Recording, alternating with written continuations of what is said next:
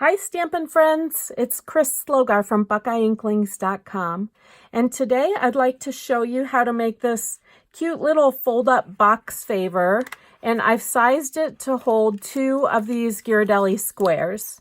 And these are what I would call the original size squares. They're not the minis, they're like the regular size, I would say. This box is just a scaled down model of this note card clutch that I did this winter. Okay, so if you got the folding down to create this, we're just making a smaller version of this. And there's also a video for this on my YouTube channel if you haven't seen that. Okay, so let's get started. We are going to use this great designer paper. You need a 6-inch square. This is the In Color designer paper. It's got this really cute gingham check in it. So we're going to use that. And we're going to score on the first side at 1.5 and 4.5. Okay, then we're going to turn the paper and score at 1.25. Now, if you have a directional print, this is important. The bottom of that directional print should be to the left here, so that this first 1.25 inch will have the flap going in the right direction. Okay, so here's one where I have script, and so I would want that so that it's right side up when I put this, when I put this purse or clutch together, little box. So like I said, this is the bottom of the script, and that first 1.25 inch score line is there. Okay, so that matters because the other side is not symmetrical. Okay, so again, if you have a bottom to your pattern, put it this way and score at 1.25, then 1 3/4, 4, and 4.5. All right. And this is my favorite new color, that Seaside Spray. I just love it. I'm burnishing all of these creases. And when you do this one, where the two come together in the middle, kind of make those really come together nicely. If your score lines are just a little bit off, just kind of force them so there's no overlap there in the center. I want that to be a pretty neat little fold. Okay, and then these are the other direction. We're going to burnish those as well. Okay, now keep in mind the flap area. This is a 1 1/4 inch length. That's the flap area. Down here we had a 1.5 inch length, making a perfect square down at this end. And this will be the front corner of the box. Okay, so keep that in mind. The square one is the one we're going to start folding to make this come together as a box. And you'll see this little rectangle here is going to become one of the sides. Okay, so to force that to happen, there we are down in this square area. We're going to take the front of that little rectangle, which is the side, and I'm going to hold my fingertip right here at the intersection of the score lines so that I can bring that score line back, okay, that front edge of the side, to meet this fold here, okay? So those will come together.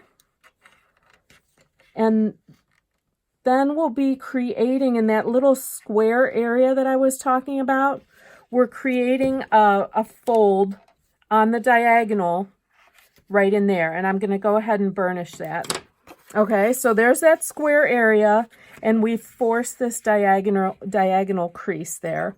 We're going to do the same thing on the other front corner. And I'm putting my, well, not very much fingernail there. And I'm bringing that folded edge down to meet this folded edge.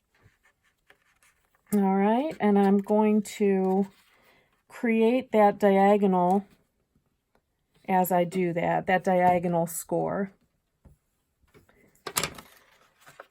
Okay, so that makes the front of the box. Now, on the back of that side, we sort of need to do the same thing. And you can kind of see this where this edge needs to come up there. Okay, so I'm going to do that by opening this up and taking the back edge of the side.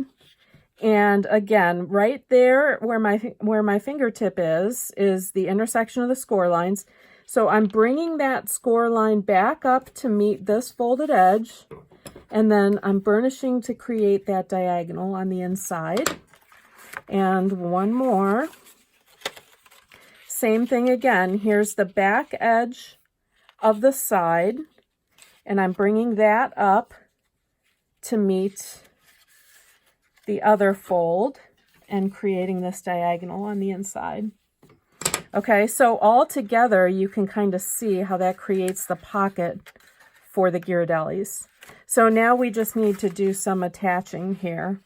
I don't know if you noticed on my samples here, I've added a tiny little trim. This is optional. I didn't do that on my note card clutch. But using the this ribbon punch, I've already got these made ahead of time, and just the Seaside Spray cardstock, I'm going to add that before I start folding this up. So at the front of the box, I'm going to adhere that little scallop.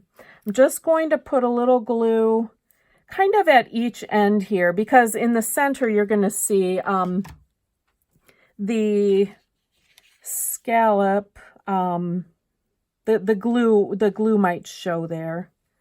So I've just put a little glue at each end, and I'm going to make sure on the front side, got my scallop showing nice and neat. Okay, I think that's a cute little added touch.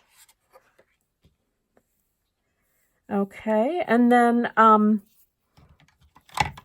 also going to glue, now on that little square that I've been talking about, we're going to glue this adjacent part, okay, adjacent to that ribbon section, the little triangle. We're going to add adhesive to that to glue that down to the front.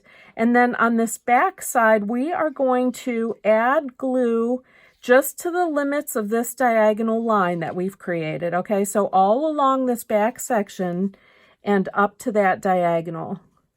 All right, so I hope you can see that glue. You just don't want to be in this little trapezoid area. And then all you're going to do is fold those on top of each other and let them sit a minute. And while we're waiting for that glue to dry a bit, this is the front flap. I am using my corner rounder to round that corner and the other front corner, okay? And that glue should be pretty good now. So you see, we've only glued up to this diagonal on each side.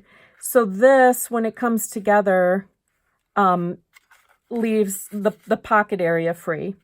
Okay, and already you can see this is all going to fold over on itself. Now, I like to have this so that the box section all holds together, and it's all flat and boxy. So I'm going to add adhesive from that center line all the way to the outside edge here at the front. And then also at this point, just inside that point, okay, so where this will overlap the designer paper here, we want to have adhesive in place. Okay, so I can press that right down in the back here, and then on the front as well. Okay, and here's this little spot where, see, if you had glue on your ribbon strip in there, that might kind of poke out there. So that's why I only glued that ribbon strip at each side. Okay, and at this point, you're pretty much done. I'm just gonna burnish. And you can kind of create whatever kind of closure you want, okay? So on this clutch version, I just tied it shut with a ribbon and a big tag. You could do like a Velcro dot or a magnet here. I was trying to keep it simple. I'm just doing a little favor. Probably going to get thrown out.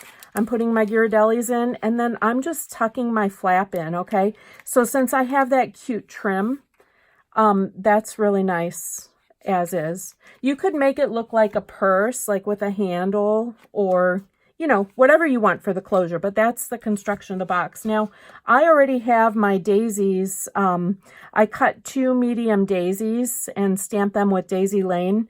I've got those ready. I'm going to put a little adhesive here on the front. I don't have a leaf. I'm going to punch with my leaf punch some Pear Pizzazz. And I'll just put these together here on the front of the box, and I think that's cute and easy, and I'm not messing with any closure on this one. I've got these great little faceted gems, and I'll use one for the center, and that's that. Okay, so thanks guys. Hope you've enjoyed that. Please visit me at buckeyeinklings.com. If you need any of the products that you see in this video, I would really appreciate your business in my online store. And otherwise, there's a lot of other great ideas there, pictures, and all kinds of posts. So check it out. Thanks so much.